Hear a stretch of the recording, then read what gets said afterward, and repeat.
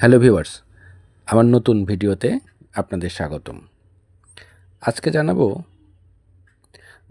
দুর্গাপূজা 2025 এর পূজা পরিক্রমায় মহা অষ্টমী পূজা সম্পর্কে।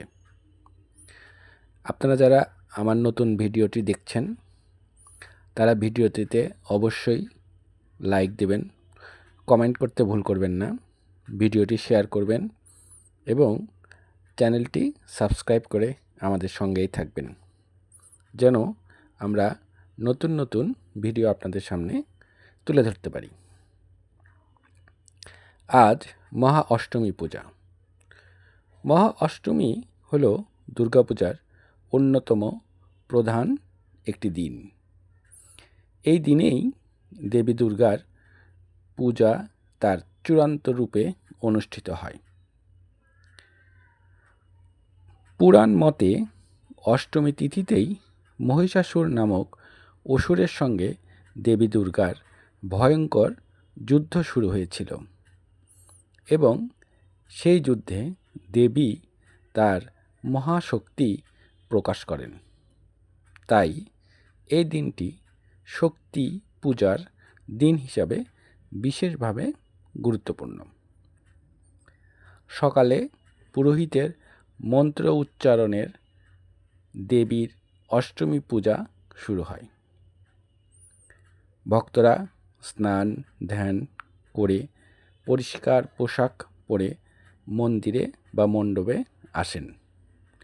এই দিনে অষ্টমী পুষ্পাঞ্জলি দেওয়া হয়, যেখানে সবাই দেবীর চরণে ফুল অর্পণ করে প্রার্থনা জানায়।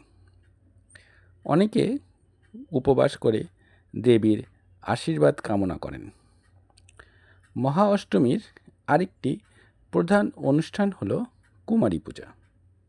এই পূজায় একটি কুমারী কন্যাকে দেবী দুর্গার প্রতিরূপ মনে করে তার আরাধনা করা হয়। এই প্রথার মূল উদ্দেশ্য হল নারীত্বের শক্তিকে সম্মান জানানো। অনেক জায়গায় বা প্রত্যেকটা মন্দিরেই সন্ধ্যায় বা নির্দিষ্ট সময়ে সন্ধি পূজা নামক একটি পূজা অনুষ্ঠিত হয়ে থাকে, যা অষ্টমী ও নবমীর সংযোগ মুহূর্তে হয়। বিশ্বাস করা হয় এই সময়েই দেবী মহিষাসুরকে বধ করেন। মন্দিরে ও প্যান্ডেলে ঘণ্টা, ঢাক, কাসর শব্দের চারিদিকে মুখরিত হয়ে ওঠে এ সময়। ভক্তদের মুখে শোনা যায় জয় মা দুর্গার ধ্বনি। এই দিনে শহর, গ্রাম, গঞ্জ সকল জায়গাতেই উৎসবের আনন্দে ভরে ওঠে। মানুষ নতুন পোশাক পরে প্যান্ডেলে প্যান্ডেলে, মন্দিরে মন্দিরে ঘুরে বেড়ায় এবং দেবীর দর্শন করেন।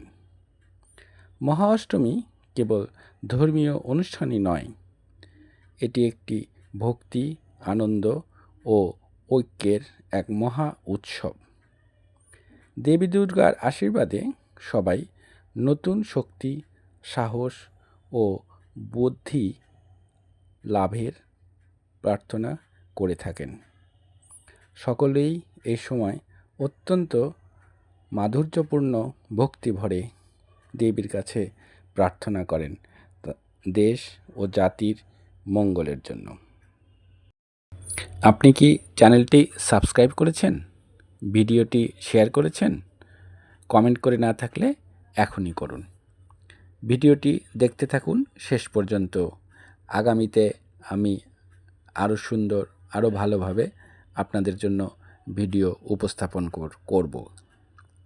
ভিডিওটি দেখার জন্য ধন্যবাদ।